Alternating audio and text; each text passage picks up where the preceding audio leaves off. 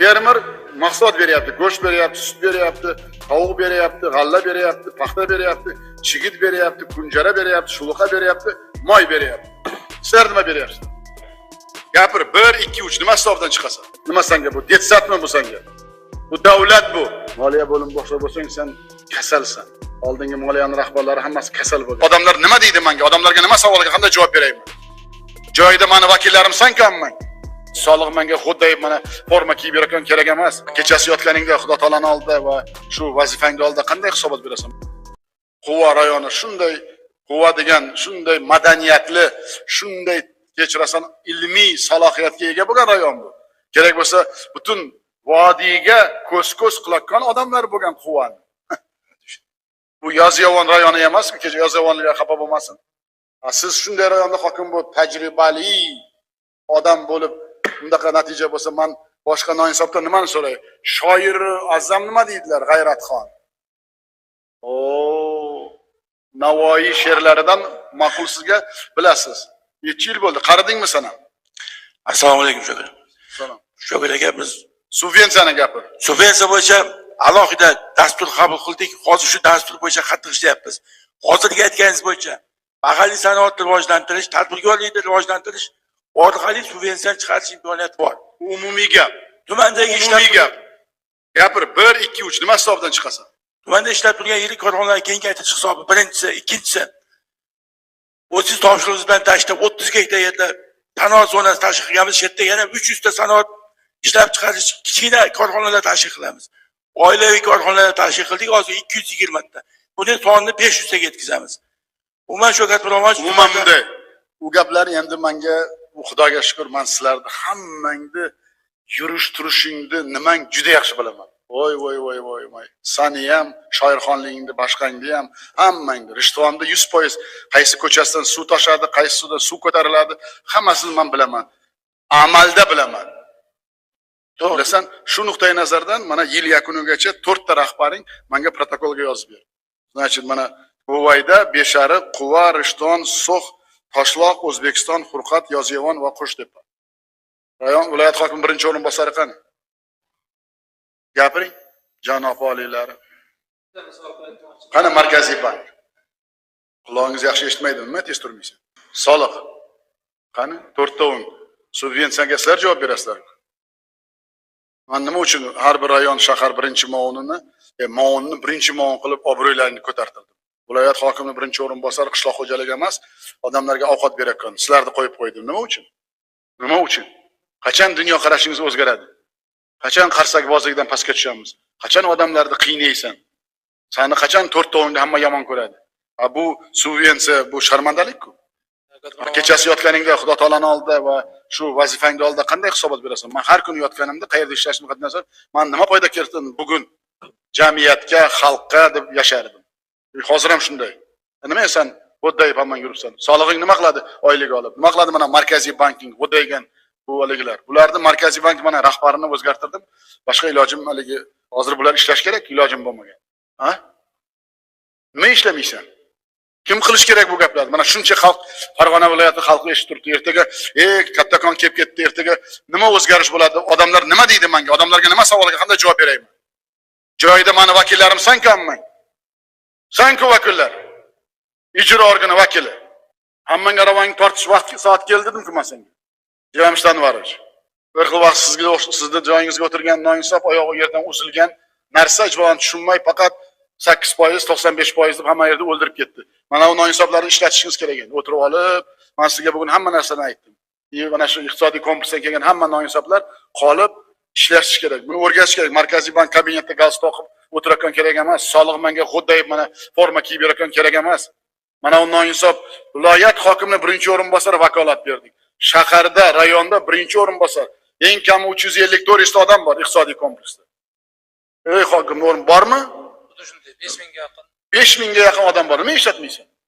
Nimaga 5000 ga yaqinda ertalab turib o'zing selektor qilsan soat 6 da? Sen buni qilasan, sen buni qilsan. Kecha soat 2 da. Men rayon hokimi bo'lganda soat 5 da Toshkentda moliyachini chaqirardim, soliqchini chaqirardim. Bitta istochiga tushmaganda soliqchini jonni olardim. Bora oldingmi sen deyardim. Men bugun tushmadi deyardim. Shuning uchun 25-kuni bajaradi. Nima qilmaysan? Nima bajarmaysan? Nima bajarmaysan? Odamlarga nima deyman hozir? Kim birinchi muovining? O, shoir. Xoyiq Manorjon Necha qatnashyapti. yildan beri ishda yuribdi u? 2-yil ishlayapti. Qani mikrofonni ber. Qani Rishton. Marhamat. Rishton rayon. Nimaga eshitmayapti? Assalomu alaykum, muhtaram. Assalomu alaykum. Men Nusrat tuman hokimi birinchi o'rinbosari Xoliq Farmarjon bo'laman. Yaxshimisiz? Qani eshitdingizmi bu gaplarni? Eshitdim. Ha, nima deysiz? Qani Rishtonda xalqi nima deyapti? Odamlarni qanday qilib shu subvensiyadan chiqarish? Subvensiya degani o'zimiz boqishni o'rganishimiz kerak, oddiy tilda. Tamam, men mana shu hozir mana shuncha gap gapirdim. Kam ta'minlangan odamlarni chiqarishimiz kerak dedim. Men hozir boshqa tadbirkorlarni qo'llab-quvvatlash dedim. Mana bosh vazirni o'rinbosarini o'zgartirdim. Sizni kuratoringizni nimaga sangiz uni oyog'i yerdan uzilgan toqati yo'q edi uni odamlar bilan ishlashga.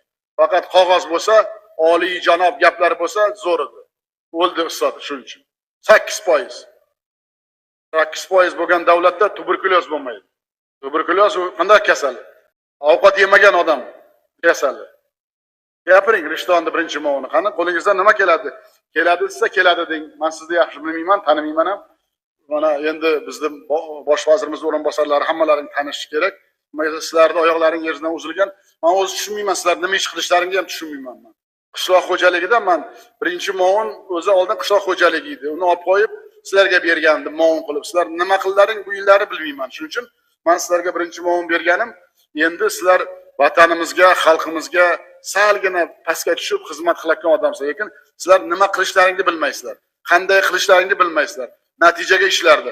Fermer mahsulot beryapti, go'sht beryapti, sut beryapti, tovuq beryapti, g'alla beryapti, paxta beryapti, chigit beryapti, kunjara beryapti, shuluqa beryapti, moy beryapti. Sizlar nima beryapsizlar? Gapir vaqti yo'q, ey. Muhtaram prezident, haqiqatda ham e'tirozlar o'rinli. Biz mana shu subvensiyadan chiqish bo'yicha dasturlar ishlab chiqqanmiz. Hozirgi bergan topshiriqlaringizdan kelib chiqib, dasturni qayta ko'rib chiqamiz va bu subvensiyadan chiqishni barcha choralarni ko'rib, buni uddalaymiz. Qo'limdan keladi, Shavkat Miromonovich. Oldin qaysi ishda ishlagansiz? Oldin bank moliya sistemasida ishlaganman. Nima bo'lib? Moliya bo'limi boshlig'i bo'lib ishlaganman. G'aznachilik bo'limi boshlig'i bo'lib ishlaganman. Moliya bo'limi boshlig'i bo'lsang, sen kasalsan. Oldingi moliyani rahbarlari hammasi kasal bo'lgan, balon parvoz. Men seni bugun ishdan olaman.